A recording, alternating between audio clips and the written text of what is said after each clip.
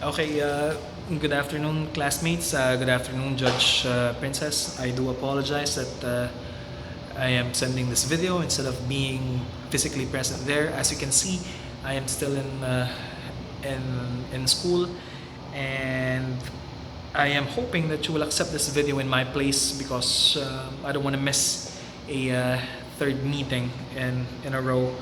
I do apologize for that. And this is actually take 5 or 6 already. I'm not really used to speaking in front of the camera, so please bear with me. Now, my report is Article 105 to Article 108 of the Family Code. This is Chapter 4. Chapter 4 is all about conjugal partnership of gains. So let's jump right on it. I'll try to make this as short as possible. Anyway, so here we go. I'm just gonna try to make it work like this. I do apologize. Okay, so first let's define conjugal partnership. It's formed by a husband and his wife placing in a common fund the fruits of their separate property and the income from their work or industry, the same to be divided between them equally as a general rule upon the dissolution of the marriage or the partnership. Okay, so that is how we define conjugal partnership. Now, the key phrases here: common fund, okay, separate property. Now, let's we have to distinguish. Um, we have to distinguish. I feel that we have to distinguish absolute community of property versus conjugal partnership of gains, just to make it clearer. Okay, the absolute community of property.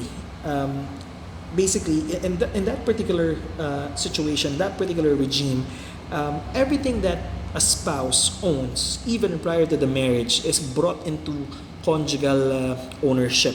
Basically, whatever I own will be owned by my wife as well under this particular regime after the celebration of marriage. And please take note that that is the default regime as regards marital properties. No? Kung wala kayong prenuptial agreement, kung wala kayong any written agreement, that's what you're going to have.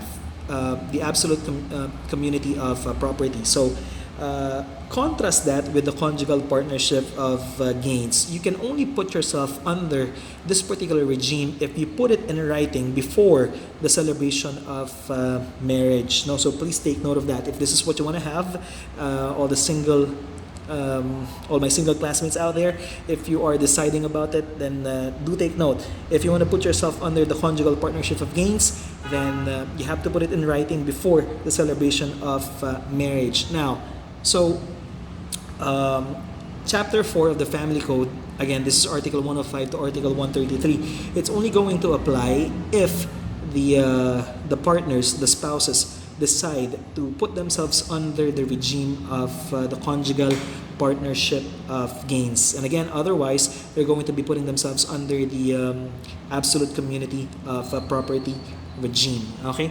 So, I hope that's clear. Now, Article 105 to 108, I had them paraphrase right here. So, allow me to read them to you. This is the way I understand the provisions, and I'm confident enough that I have them accurately. So, Article 105, the regime of conjugal partnership of gains will apply if the spouses agreed to it prior to the marriage celebration. So, that's Article 105. Article 106, putting the property relations under the under the conjugal partnership of gains means that everything that the spouses earn from their properties as well as what they earn from work or gain by chance, such as lottery winnings, from the time the marriage is celebrated until it is dissolved, shall be equally divided, no, upon the dissolution of marriage, of course.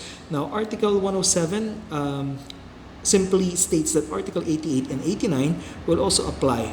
And Article 88 is basically saying that just as the absolute community of property starts at the celebration of marriage, so thus the conjugal partnership of gains, and no deviation from that will be accepted. No, it will be void. If there is to be any stipulation stating that the conjugal partnership of gains starts at any other date apart from the the start, apart from the celebration of marriage, then then it will be completely void. No.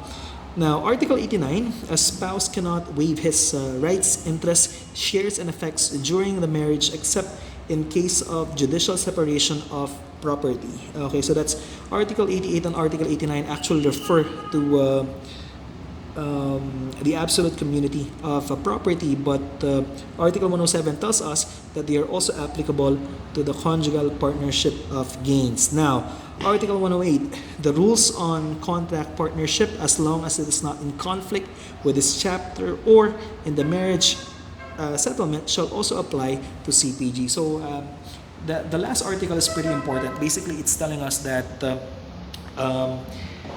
a conjugal partnership of gains is to be treated as an ordinary partnership. So one implication of that, for example, is if ever magkaroon ng utang yung dalawang mag-asawa under CPG, then under the rules of an ordinary partnership, the common fund basically is liable for that debt.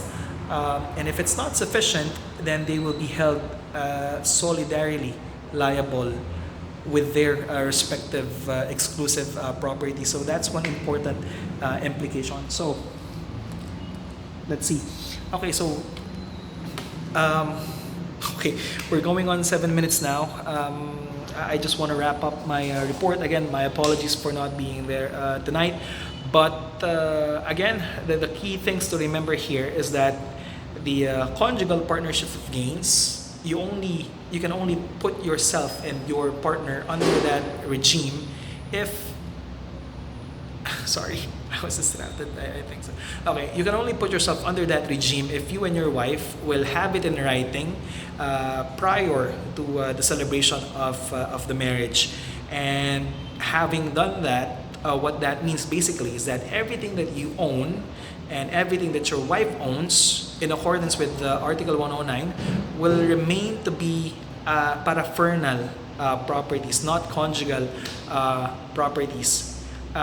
However, what you earn from those properties and what you earn from your job, and again, whatever you win, if ever you are a betting man through the lottery or whatnot, that will form part of your common fund under the CPG as well. So I hope that much is clear. Now, when do you divide it? You divide the fruits, the products, the proceeds of that common fund upon the dissolution of the marriage. No? And that can happen either through the death of one of you or through legal separation.